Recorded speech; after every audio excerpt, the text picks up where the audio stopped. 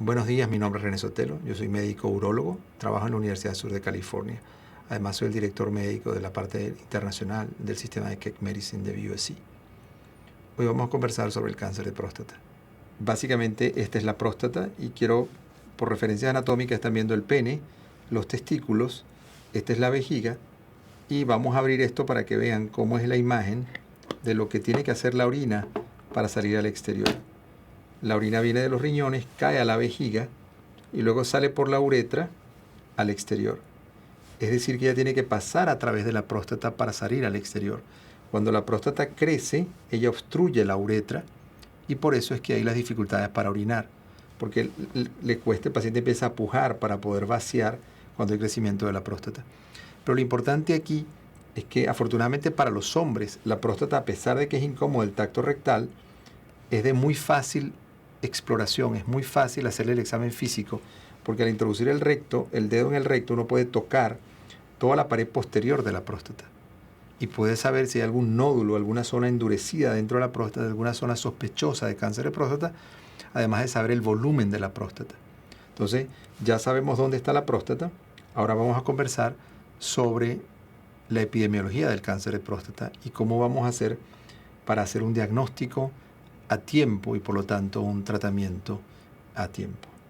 El cáncer de próstata es un tema importante, básicamente porque están viendo la cantidad de cánceres que representa el problema de la próstata.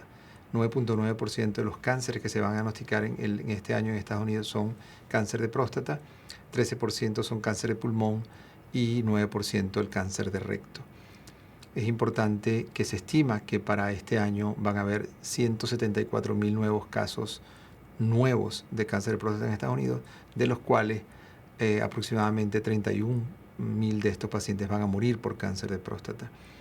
Es importante porque si ustedes ven, el cáncer de próstata no es el cáncer más frecuente en los hombres es el cáncer de pulmón, y ven la agresividad del cáncer de pulmón de 228.000 pacientes, 142, es decir, un poco más de la mitad van a morir por cáncer de pulmón. Sin embargo, el cáncer de próstata de los 174, solo 31.000 van a morir.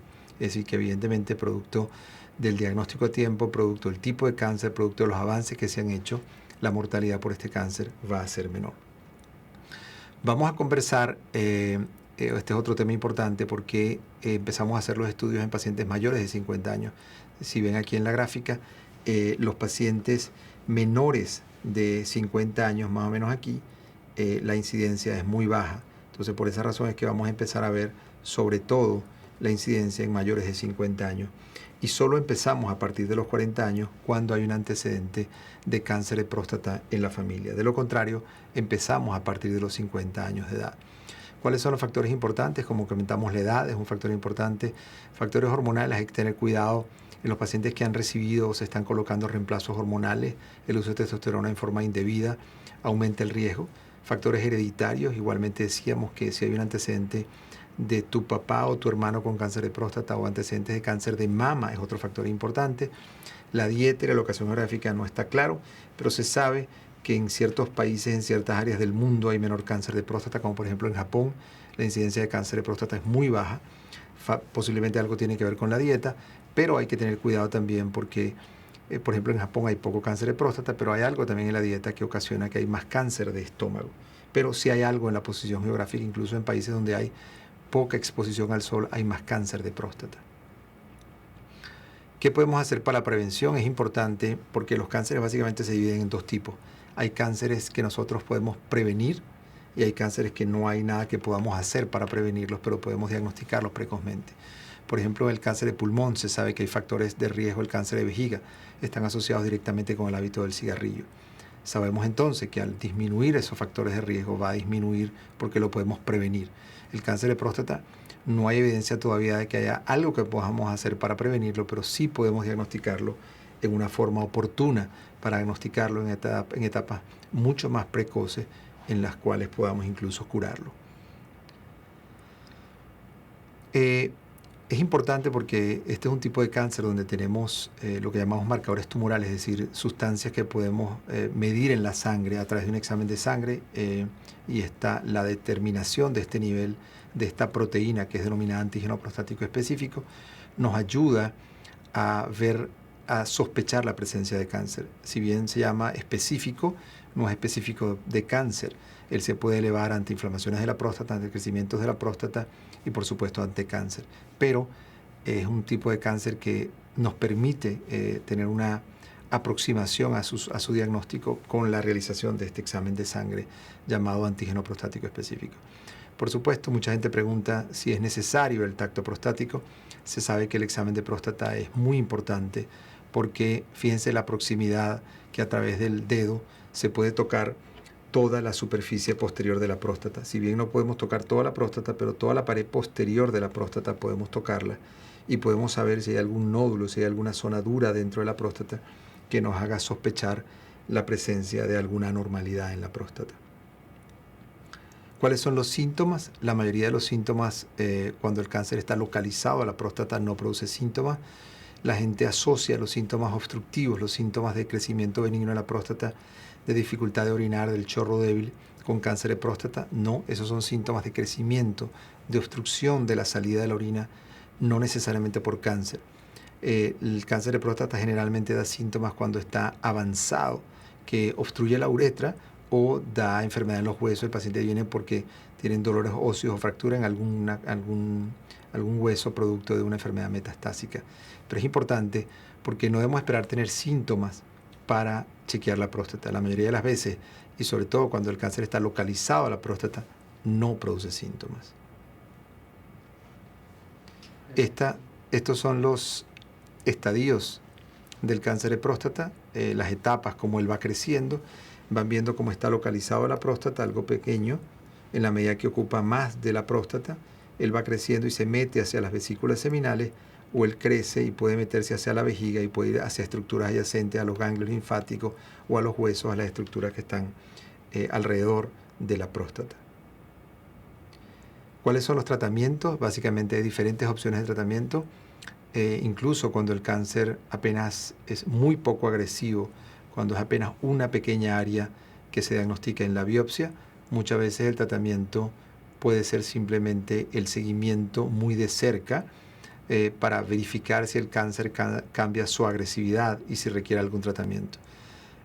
La otra alternativa al tratamiento son la radioterapia externa o la colocación de semillas radioactivas.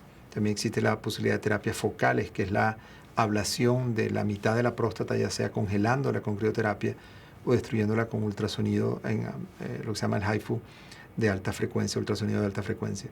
Y la alternativa quirúrgica es la remoción de la próstata, y básicamente esto es las diferentes alternativas.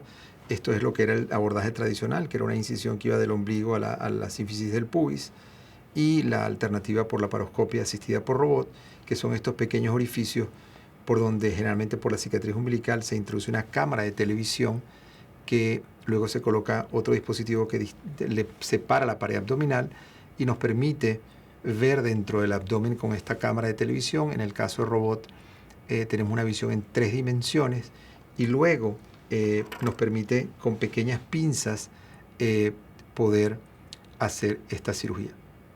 Este es un ejemplo de las pinzas del robot. Básicamente están viendo, son como unas pequeñas manos, y esto tiene estos controles donde se mueve la pinza, y ustedes ven cómo ya se puede abrir y cerrar. Y básicamente esta es la diferencia entre el cirujano no tiene que introducir sus manos, porque ahora el cirujano tiene estas pinzas adentro y él está sentado al lado. Él ya no está necesariamente manejando las pinzas como lo hacíamos por cirugía laparoscópica. Ahora las pinzas se manejan directamente a través de la consola del robot. Y básicamente lo que hacemos es esto. Ahí están viendo la próstata. Esto es la próstata con las vesículas seminales. Esto es lo que se llama la cirugía radical de próstata. Hay que remover la próstata con las vesículas seminales, y fíjense que a los lados quedan estas estructuras que se llaman vasculonerviosas, porque tienen estructuras vasculares y algunos nervios que viajan a los lados de la uretra hacia el pene, y son fundamentalmente responsables de las erecciones. Este es uno de los temas controversiales de la cirugía porque siempre la gente ha tenido el temor, por supuesto, de los efectos adversos de la cirugía, que el hecho de tocar estos nervios puede de alguna forma afectar la calidad de las erecciones. Aquí hay un tema importante, que es que depende del cáncer. Si el cáncer, por ejemplo, está muy pegado a la superficie, aquí están viendo muy cerca de este nervio, ustedes ven cómo se retiró el nervio y se dejó solamente el nervio del lado derecho. Se retiró este porque el tumor no era conveniente preservar esa estructura por el riesgo de dejar enfermedad, porque la enfermedad podía estar saliéndose de la próstata. En ese caso se hizo una resección más amplia y se fue un poco por fuera de la próstata, por lo tanto se sacrificaron algunos de los nervios, no es un solo nervio, es un grupo de filetes nerviosos y en ocasiones se tienen que sacrificar algunos de ellos por la necesidad oncológica. Por supuesto, también depende de la experticia del cirujano y del reconocimiento de la anatomía, pero muchas veces la necesidad de la remoción de esta estructura no es simplemente, es debido a la necesidad por el tipo de cáncer que el paciente tiene. Una vez que removemos la próstata, la vejiga hay que bajarla a la uretra y se vuelve a conectar, es lo que se llama una anastomosis. Se baja la vejiga y se conecta a la uretra para que la orina vuelva a seguir su tránsito al exterior y se coloca temporalmente una sonda dentro que va a permitir que la orina salga. Una vez que la cirugía se termina, la próstata es enviada al servicio de anatomía patológica, donde la van a volver a hacer un análisis. La próstata la pintan toda de negro para poder analizarla y la cortan cada 3 milímetros y la vuelven a revisar al microscopio. Y fundamentalmente lo que están buscando es saber si el tumor está totalmente dentro de la próstata o si estaba en contacto con la superficie en 1 milímetro o si está en contacto en una cantidad mayor. De acuerdo a este resultado final, de acuerdo a la cantidad de lo que se llama el margen o del contacto del tumor con la superficie, por supuesto significa que si es positivo el borde, significa que en ese sitio donde la próstata estaba también queda enfermedad y por lo tanto, si el margen es positivo y sobre todo si son múltiples márgenes o extensos y dependiendo del tipo histológico de la agresividad del cáncer, el paciente puede requerir recibir un tratamiento adicional. Esto es lo que les mencionaba de la sonda. Básicamente están viendo que después de la cirugía, producto de que retiramos la próstata, aquí están viendo la línea donde ahora la uretra se pegó a la vejiga y se hizo la anastomosis y se deja una sonda. Una sonda es esto, es un pequeño tubo. Esta sonda, a través de esta válvula, nosotros inyectamos generalmente unos 5 cc de solución y eso hace que este balón se infle, con lo cual ahora esto queda inflado y eso previene, la sonda no se va a salir. Y al terminar, generalmente a los 10 días de la cirugía, uno simplemente va a la consulta, desinfla el balón y ahora la sonda se puede retirar. Entonces, básicamente esa es la sonda que se coloca después de la cirugía. Una de las complicaciones, por supuesto, de esta cirugía puede ser la disminución de las erecciones. Generalmente es un proceso temporal y muchas veces empezamos la rehabilitación de las erecciones a las semanas de operado. Empezamos generalmente con pastillas tomadas, ya sea de alguno de estos nuevos medicamentos, Viagra, Cialis, cualquiera de los medicamentos que hoy en día existen para las erecciones. Y si no hay una respuesta adecuada, vamos a la segunda línea de tratamiento, que es la inyección en el cuerpo cavernoso. Están viendo que es una pequeña aguja, es la misma aguja que se usa de la insulina. Y lo importante es ver el ángulo. Ella puede entrar en cualquiera de estos ángulos, lo que no puede entrar es abajo porque ahí está la uretra. Y básicamente esto inyecta un medicamento que es una combinación de medicamentos que producen una dilatación y producen en forma prácticamente inmediata una erección. Dependiendo de la dosis que se coloca, determina el tiempo que va a durar esta erección. Si la erección dura más de 3-4 horas, por supuesto, no es un efecto deseado. Incluso tenemos un medicamento que puede revertir ese medicamento, pero lo importante es que el paciente aprende a usarla y él simplemente va titulando y sabe qué cantidad debe colocar. Es muy importante esto en la rehabilitación porque el pene debe lograr una erección, debe lograr estirarse y debe lograr mantener este grado de rehabilitación mientras las erecciones vuelven por su vía natural.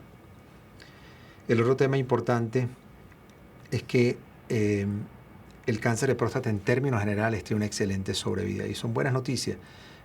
Por eso un diagnóstico a tiempo, un tratamiento a tiempo, generalmente la sobrevida de estos pacientes es excelente.